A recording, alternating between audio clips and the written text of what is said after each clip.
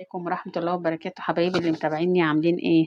معاكم مطبخ علي. احنا النهارده هنعمل طريقة عمل البتنجان المسلوق، غني عن التعريف يعني. طبعا هنعمله بطريقة حلوة قوي، اللي هو المسلوق بيبقى خفيف.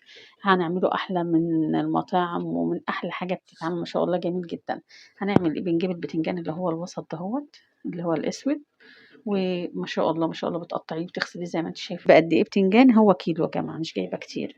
ماشي، ما شاء الله الحجم الوسط ده بحبه قوي، ما بحبش اجيب الكبير زي ما انتم شايفين. شايفين البتنجان عامل ازاي؟ بصراحه جميل جدا.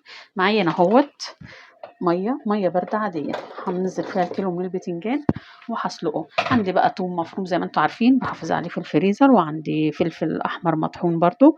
هطلع بقى وهندبله بقى بالليمون، بيبقى جميل جدا. جنب غدا، جنب فطار، جنب عشاء، بيبقى ما شاء الله. هعمله بقى معاكم، هنرفعه على النار اهوت، واما اجي بقى احشيه وكده اقدمه معاكم.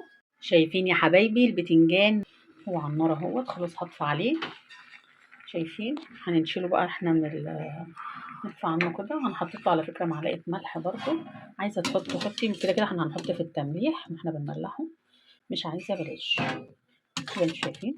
بس عادي يعني، لما تحطي معلقه مفيش مشكله، بتساعدك على التمليح بتاعه اسرع. خلاص هننشره كده اهوت، يبرد خالص بقى نملحه مع بعض. حبايبي البتنجان لما طلع من السليق ماشي، ما غابش معانا على النار ولا حاجه، انت تتابعيه كده اهوت، ما يتهرش منك قوي. خلاص كيلو البتنجان سلقناه. معانا هنا اهوت هرس الفلفل الأحمر اللي هي الحار، اللي أنا محافظة عليها في الفريزر. فلفل حار على بارد، يعني عايزاه حار خالص عادي. أنا بحتفظ عندي من التوم من السنة للسنة زي ما انتم شايفين اهوت. هيتضاف معايا هنا معلقة ملح وشعرة كمون وهرسة الفلفل، اللي هو الفلفل الأحمر المفروم يا جماعة، واللي محافظة عليه في التلاجة. خلاص هنعصر بقى الليمون، هنعصرهم بقى على التتبيلة دي، وهنحشي البتنجان. خلاص بسيب التوم بتاعي بستخدمه وارجعه الفريزر حاجة يعني، ده كله هيرجع الفريزر. خلاص انتوا عارفين طبعا انا متبله مصوره معاكم الحاجات دي. خلاص هندبله بقى احلى تتبيله في الدنيا حبايبي. زي ما انتم شايفين البتنجان عملناه بطريقه جميله جدا، ولا قلبه كده. بصوا يا جماعه، اهم شيء البتنجان قلبه احمر وجميل. البتنجان ده ولا حلويات يا جماعه، والله جميل جميل يعني. انتوا شايفين ان انا ما بستغناش عنه. إيه طبعا التحبيشه دي اللي هي ايه؟ التمليحه بتاعت البتنجان. اما ملحناه باقيه. عندنا هنا طماطم عاملاها وردات كده ما شاء الله، بتمسكيها تفتحيها ورديه وتحشي بقى التتبيله دي. ما اقولكيش بتبقى حلوه قوي. احنا النهارده طبعا عندنا بقى بواقي اكل قلنا نقضي بيها، فقلت بقى ايه نعمل لقمه كده، ايه اي حاجه كده نحرش بيها النهارده كده. ماشي، شايفين التتبيله؟ شايفين الطماطم جميله جدا كده. خلاص شايفين انا طبعا البتنجان بتاعي دوت، عشان ما اطولش عليكم الفيديو. هنعمل فيه ايه يا جماعه؟ عندي طبعا علبه البتنجان، مش هيبقى كده طبعا. علبه، اي علبه مخصصه عندك تخليها للبتنجان. العلبه بتاعتي ديت هرص فيها البتنجان ماشي.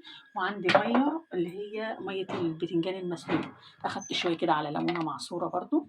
خلاص هناخد دلوقتي البتنجان نرصه هنا في العلبه زي ما انتم شايفين. بص يا حبايبي، ده بعد ما عبيناه في العلبة. ممكن لو عندك برطمان ازاز ممكن تحطي فيه عادي، مفيش مشكلة. فانا دلوقتي اللي قدامي ايه؟